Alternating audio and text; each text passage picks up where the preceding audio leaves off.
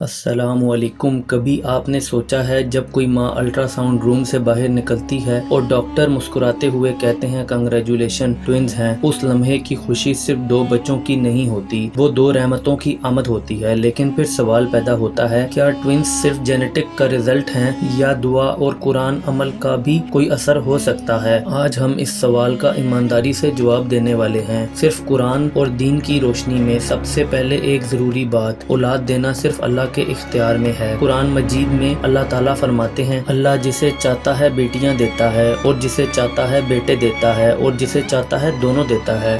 सूरा अश-शूरा यानी फ़िलहाल फ़ैसला सिर्फ अल्लाह के हाथ में है। इस वीडियो के ज़रिए ये समझने की ज़रूरत है कि अगर कोई बंदा अल्लाह से ट्विंस की दुआ करता है तो उसका रूहानी तरीका क्या हो सकता है। क्या कुरान में ट्विंस का जिक्र है? डायरेक्ट ट्विंस पैदा करने का तरीका कुरान में नहीं दिया गया, लेकिन कुरान हमें ये ज़रूर सिखाता है दुआ कैसे मांगनी है, तवक्कुल कैसे करना है और सब्र कैसे रखना है। हज़रत ज़करिया अलैहिस्सलाम ने जब औलाद के लिए दुआ की तो उन्होंने ये कहा, रब्बी हबली मिन लदुक्ना ज़ुर्रियतन तय्यबा, सूरह आले इमरान। या अल्लाह मुझे अपनी तरफ से पाक और नेक औलाद अता फरमा। उन्होंने स्पेसिफिक नंबर या जेंडर मेंशन नहीं किया, उन्होंने सिर्फ नेक औलाद मांगी। यहाँ एक गहरी बात यह है कि कभी कभी अल्लाह बंदे को उससे ज़्यादा देता है जितना वो मांगता है। तो क्या ट्विंस के लिए दुआ कर सकते हैं? बिल्कुल, दुआ पर कोई पाबंदी नहीं, जब तक दुआ हलाल चीज़ के लिए करो। लेकिन दुआ के आदाब ये हैं, या अल्लाह अगर ये मेरे हक़ में बेहतर है तो अता फरमा दे। ये जुमला आपकी दुआ को ज़्यादा मकबूल बनाता है। ये अमल कोई मेडिकल सब्स्टिट्यूट नहीं है। अगर आप ट्रीटमेंट ले रहे हैं तो उसे कंटिन्यू रखें। इस्लाम हमें दुआ के साथ दवा भी सिखाता है।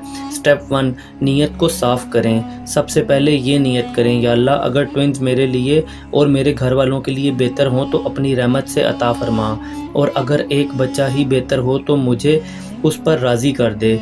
ये सरेंडर वाली नियत और पावरफुल नियत होती है। स्टेप 2, 2 रकत नफल नमाज वज़ू करें। 2 रकत नफल नमाज अदा करें। नमाज के बाद अल्लाह से दिल की बात करें। रोना आए तो रो लें, अल्लाह बंदे के आंसू पसंद करता है। स्टेप 3, सूरह मरियम की तिलावत करें।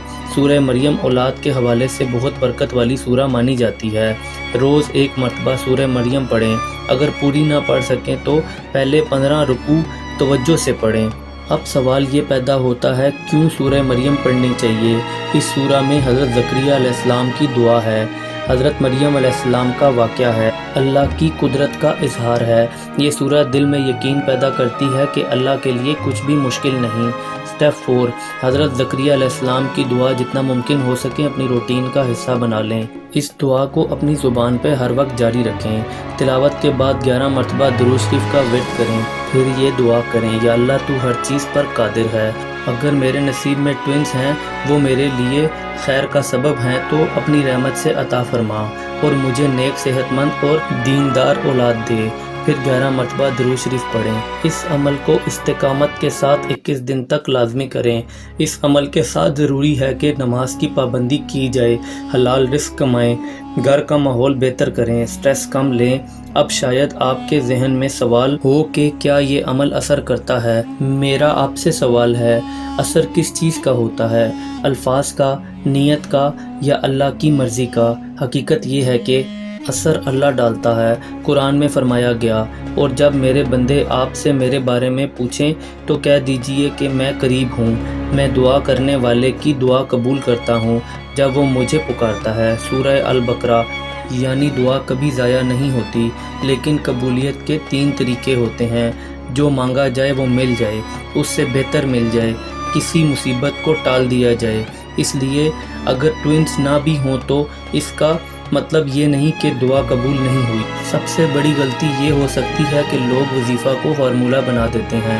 वो कहते हैं हमने 21 दिन पढ़ लिया तो फिर रिज़ल्ट क्यों नहीं आया, लेकिन वो ये नहीं देखते क्या नमाज रेगुलर थी, क्या दिल में शक था, क्या सब्र था। कुरान सिर्फ लफ्ज़ों का नाम नहीं, कुरान कनेक्शन का नाम है। सोचिए, अगर अल्लाह आपको एक ही बच्चा दे लेकिन वो बच्चा आपके लिए जन्नत का ज़रिया बन जाए, या अगर अल्लाह ट्विंस दे तो क्या आप उनकी ज़िम्मेदारी के लिए तैयार हैं? कभी कभी हम क्वांटिटी मांगते हैं और अल्लाह क्वालिटी देता है। ٹوئنس ہونے کی دعا کرنا جائز ہے، وظیفہ کرنا جائز ہے، لیکن یقین رکھیے فیصلہ صرف اللہ کرتا ہے۔ اگر آپ یہ عمل کریں تو اللہ پر پورا بھروسہ رکھیں، میڈیکل ایڈوائس کو اگنور نہ کریں، سٹریس کم کریں، اور سب سے ضروری جو ملے اس پر راضی رہیں، کیونکہ اصل کامیابی ٹوئنز نہیں، اصل کامیابی اللہ کی رضا ہے۔ یا اللہ بہترین نصیب عطا فرما، آمین۔ اللہ پاک آپ سب کو نیک، صحت مند اور رحمت والی اولاد عطا فرمائے، آمین۔ اللہ حافظ۔